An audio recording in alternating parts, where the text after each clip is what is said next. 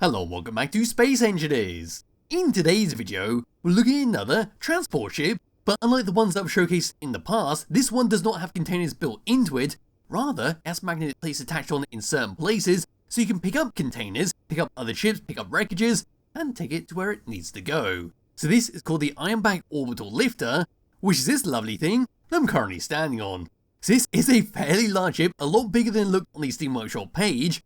It's got a full interior, we've got magnetic plates with pistons attached onto them, which are on this section right here, which we're going to use for a demonstration later on, with these lovely containers that are currently a static grid, because during my testing, when they weren't a static grid, well, things went horribly wrong. Yes, we've got magnetic plates on the side on pistons, below there we've got a couple more magnetic plates to make them a bit easier to actually connect up to, say, a wreckage that's half stuck in the ground, and of course we've got our traditional magnetic plates below and above the ship, in case you want to use them. We've got hydrogen and atmospheric thrusters, so we are good for being on a planet. And I suppose I should press F10, find it in spawn menu, then I go through the demonstration, have a look around the outside, have a tour of the interior, I suppose we'll just crash it into an asteroid. So for the Steam Workshop page, this thing says it's 906 large blocks, using one hell of a lot of the DLC packs. It does have a singular mod on here, but it's entirely optional, so it's purely for cosmetic purposes. It is the Edges block mod, where it just simply removes all the white lines that come around steel blocks, and does make everything look a lot more cleaner. Just go and give this thing a thumbs up. A lot of it we can't actually see because it is all images. Let's even do that. Grab on my character, we'll come around to the interior, now head to the cockpit, then we'll try and connect up to that container, and I'll show you how the piston magnet plates work. So opening up this, all the way up this ladder, not going to worry too much about laying out all the oxygen. Down to here, opening up that door, opening up this door, here's our control seat, first person view. Now we've got to line ourselves all the way up. So with this all activated, all we've got to do is press number 9. That's simply going to pop out, allow us to connect up to whatever you want to connect up to. So putting them all the way back, hopefully this will work. It would be very good to have a camera say on the left and right hand side, or simply above the ship so we can see a much clearer view of what's going on. Because that's what happened when I was testing this out, why I actually damaged the containers and this ship, was because I couldn't actually see how close I was to the containers to be able to connect it up. Anyway, here we go. We want to go a little bit to the side. It might be a bit big for this to actually handle, so I might have to just come around like so, and then just press number 9 again, make that come all the way across, go a bit closer, move across like so. Hopefully that's in the right place. It might be right behind it. It's really hard to tell. Hopefully that is correct. Yes, I've connected on. Third person view. We can't actually move this around because, like I said, that is a station. Yes, we could just fly this thing around, take it to where it needs to go. Then once we're done, press P, disconnect that, undo that, and then drive away. That's simply all this does. And of course, if it is a bit bigger to actually fit in that little gap, of course, I've got the ones underneath there where I've simply just missed it completely. You move it down a little bit, back into first person view, coming all the way back down, and you just connect it up that way, like so. And here we go at the very front, the Ironback Orbital Lifter. And what we can see in the middle is a bunch of window blocks, how we're going to drive this thing around, and of course look out to see what we're connecting up to. We can see a bunch of hydrogen thrusters to move this thing around, as well as keep it off the ground or in an atmosphere. To getting a bit closer over to this section, next to some fan atmospheric thrusters, we have a very unique design for a spotlight, where it has some neon tubes in this lovely little pattern going all the way around, just in the middle of it, and it does make it very odd from a distance, almost like it's a modded, very custom, very fancy looking light. Anyway, putting on my light, moving down slightly, there's our doorway to get in and out, which is currently open, and we can clearly see the ladder that moves all the way up to the inside of the ship. And just come across to this section, turning off my light once again, onto the side, there's some more hydrogen thrusters. Over to here is our piston setup, with our magnetic plate on the end, with 2 piston heads for some decoration. Down to there is some heat vents with a lovely blue light right behind it, and there's our bottom magnetic plate, connect up and help move stuff around as well.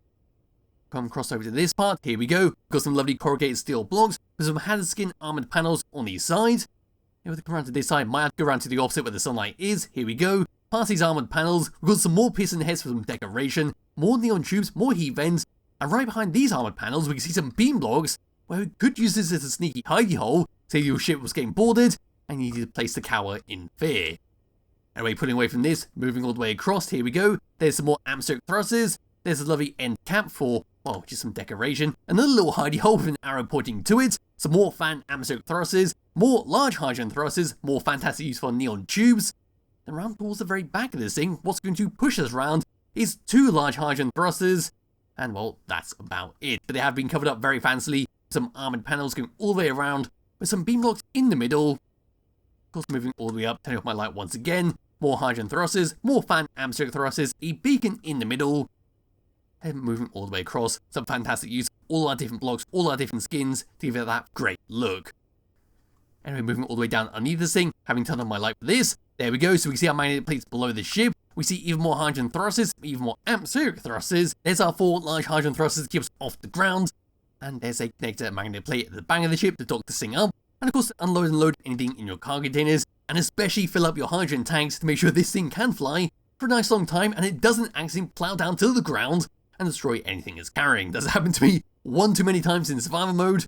And yes, that's about it for the outside of the Ironback Orbital Lifter. So what we've got to do now is grab hold of my character, we go around the interior because it is a fairly big interior with lots of stuff going on with it.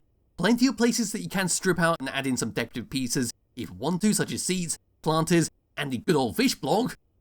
Yes, going like this, flying all the way around to the door wherever it's gone. Don't know how I lost that for a second. Down to here, and we're just going to close it up right behind me. Oop, don't want to grab hold of the ladder, want to close the door. And now it's time to come all the way up this.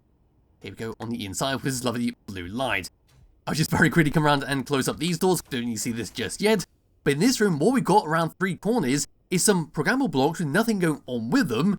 So what you could do with these is say you add on the auto-dawn airlock script, the 180 script, so when you're flying this thing around, you can do an auto flip to stop yourself a lot quicker. Then for the last one, you can say you have the automatic LCD screen script, telling you all the important stuff about your ship.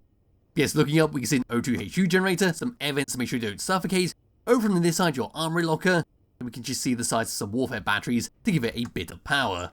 When we come into this one, here we go. When we come to the back of the ship, we've got our reactors, gyroscopes, batteries. In the floor, we then got some event controller blocks, which are purely there for some decoration. Then over to here is a button panel, which is going to be to control our reactors, turn them on and off.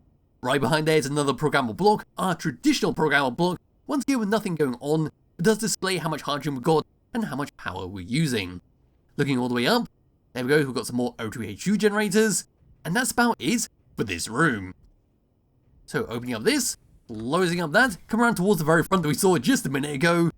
There we go, double door for an airlock. And now on the very front. But there's not much going on with this other than the windows to the seat, some rounded steel plates to go all around this, make it a little bit of a curved room. So hopping in the seat, first person view, this is all we can see. Like I said at the very start of the video, having cameras on this would be very, very useful. Say you remove one of those piston heads on the side, put the camera there in place, would be very helpful. Yes, for the actual controls, we've only got 1 tab to go through. So here we go. So number 1's going to be for your hydrogen thrusters all around the ship to turn them on and off, with number 2 being the same for your atmospheric thrusters. Number 3, number 4 is for your magnetic plates on the left and right hand side, with number 5 being for your landing gear, because what you don't want to do is pick up some precious cargo containers and then press P to disconnect this, then drop everything all over the floor. Anyway, number 6 for that connector below the ship, number 7 is for your beacon on and off, number 8 is then for your reactor on and off, and of course number 9 is what we saw at the very start of this thing, where we activate our pistons, move across those magnetic plates. There we go. And of course, if you wanted to, you can always change the maximum distance depending on what you want. Make it go all the way across to say pick up a small cargo container if you just want to have that ease of use. But as for that, that's that for the controls, so it's time to fly this thing around. So moving forwards, and it should be at no surprises here, we are bloody fast thanks to those 2 large hydrogen thrusters. Coming to a stop, we are a lot slower, but it's not too bad. But if you are carrying very heavy goods, it might be a bit of a problem, but luckily we do have the gyroscope controls, plenty of gyroscope controls to 180, where like I said, that script to do automatic 180 be very handy to stop this thing a lot quicker. Moving left, and move right, we've got some nice speed with that thanks to those large hydrogen thrusters. Moving down, should be the slowest out of everything, yes it is, and moving up should be the fastest, yes it is, it only took about 2 seconds to get up to 100 beats per second, which is bloody good stuff. So we'll let that come to a stop, let's do a proper gyroscope test, in fact we'll do it right now. So moving this thing around, there is a tiny hint away on this, so it does drag a little bit when I move this thing around, but it's not too bad, and it will do very well at actually precisely moving this into place to make sure you can pick up your precious goods that you're trying to pick up. But as for that, that's pretty much it for the Ironback Orbital Lifter. It's a very handy ship to have if you do want to go out and about and recover wreckages, say you shot down a big enemy pirate ship, say you're using the modular cancel system mods where you got actual proper full-on battleships that are flying over you, and while harassing your base, you use this to say recover up the wreckages, take it back to your grinding pit, and drop it off and gather up all the resources that way. But yes, there's not too much else to talk about with this ship, it's very self-explanatory what it does. So what I'm going to do now is charge along towards these cargo containers that I spawned in at the start of the video, which are currently set to a station that should do a nice bit of damage to this ship, and if it somehow survives, we'll do it the old-fashioned way and slam it into an asteroid. So here we go, any second now, hopefully that's aligned correctly. Here we go, all the way towards it. And there we are, that was a nice bit of damage. But it doesn't look like it did too much damage. In fact, it just took out the cockpit at the front and not much else. But I suppose what I'll do now is just spawn in the warhead and blow up that way. But yes, as for that, like I said, that's pretty much, oh god, that's actually terrible to look at for your eyes.